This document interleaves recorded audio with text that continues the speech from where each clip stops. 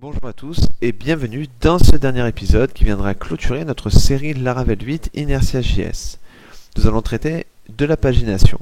Donc par défaut, sur notre vue courses, nous récupérons toutes les formations en base de données.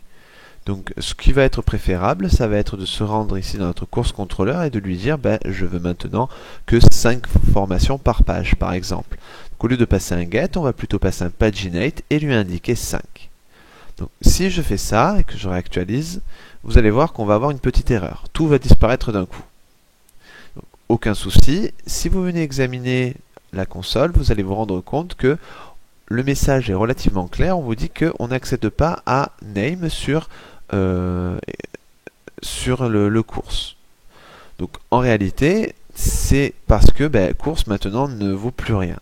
Si on regarde là dans notre view inspector et qu'on jette un petit coup d'œil ici dans les datas, au niveau de courses, en fait on n'a plus directement les formations dans notre variable courses. C'est-à-dire que dans notre vue, lorsqu'on allait dans notre index.view et qu'on faisait un vfor course in courses, on tombait directement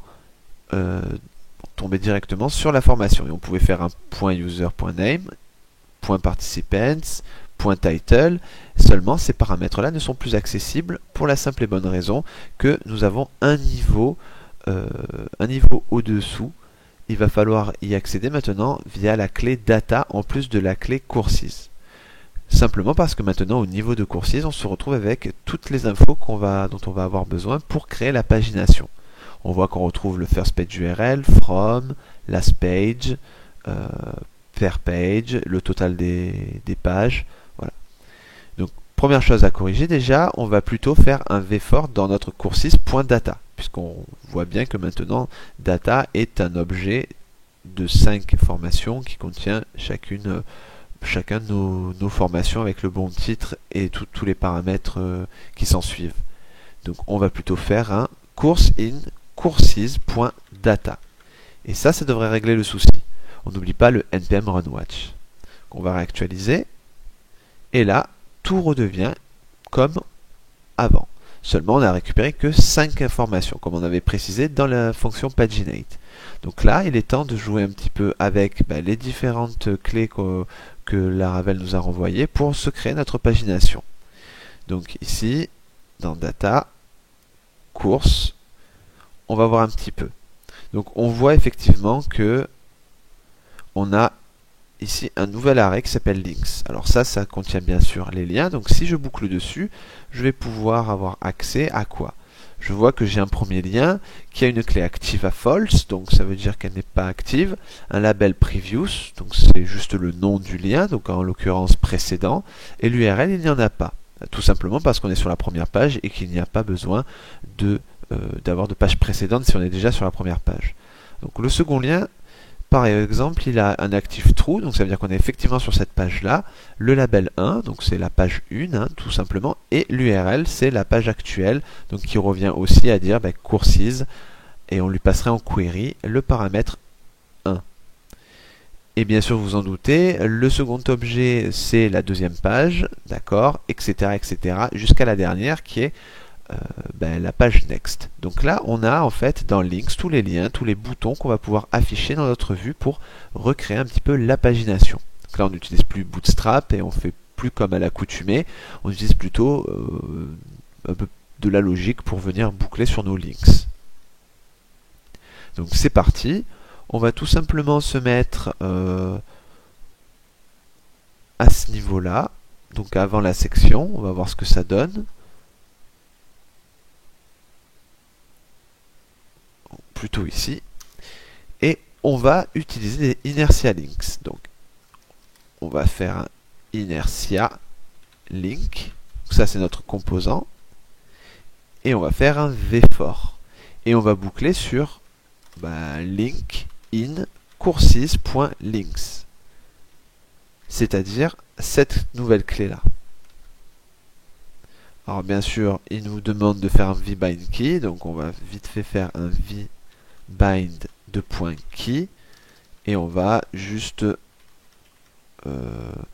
et on va plutôt bind le label.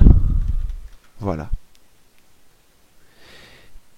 Et ce qu'on peut faire maintenant, c'est commencer par écrire tout simplement le lien. Donc on va, ou plutôt le label. On va dire link.label. Voilà.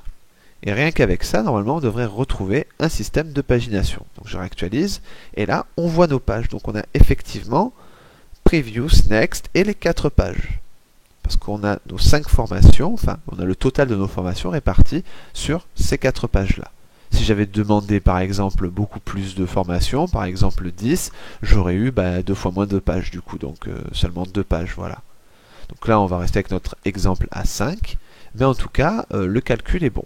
Donc là pour l'instant je ne fais que afficher une chaîne de caractères, donc c'est pas cliquable. Donc on va s'en occuper, on va plutôt englober tout ça, on va plutôt utiliser inertial link, et ensuite on va lui dire tu as un href, et ce href, ce sera link.url. Parce qu'on a vu tout à l'heure qu'on avait accès dans notre objet à URL. On va actualiser.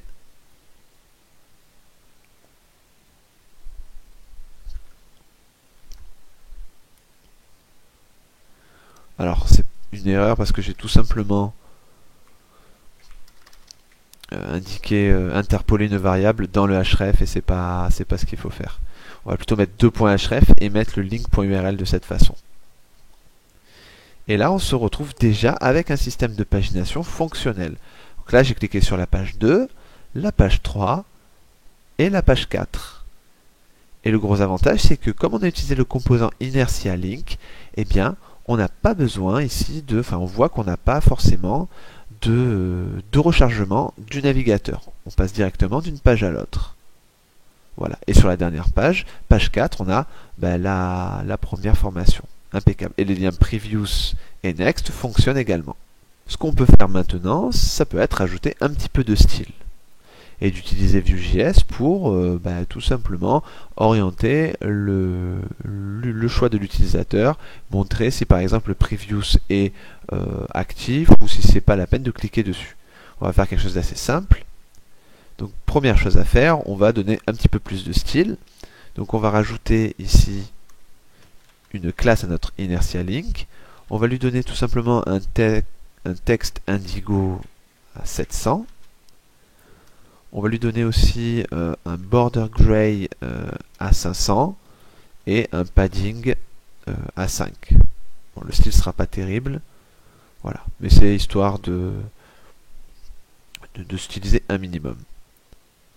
Donc ensuite, ce qu'on peut faire, c'est changer la couleur, enfin donner une classe si le lien est actif.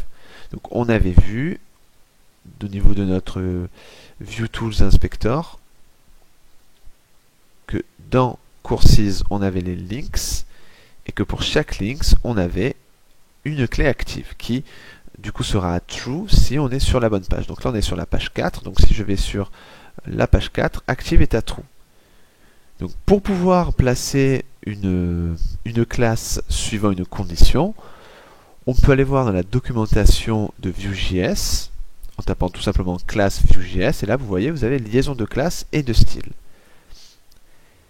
Et là on vous dit tout simplement qu'avec un v-bind de .class à l'intérieur vous pouvez dire voilà, je veux donner une classe active en l'occurrence si cette propriété là et retourne true. Donc nous, on va donner un style, on va faire quelque chose d'assez simple.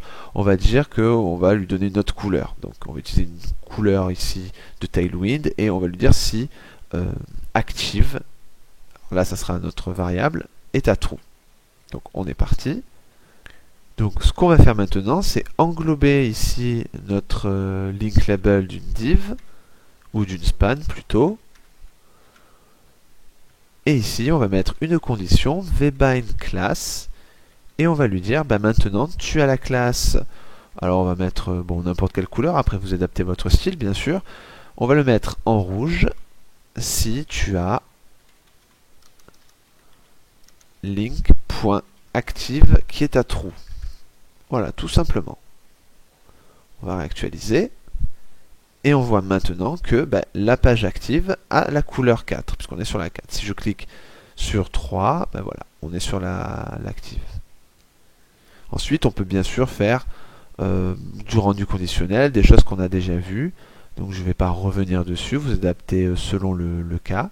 Voilà. Donc voilà comment mettre en place une petite pagination pour notre application.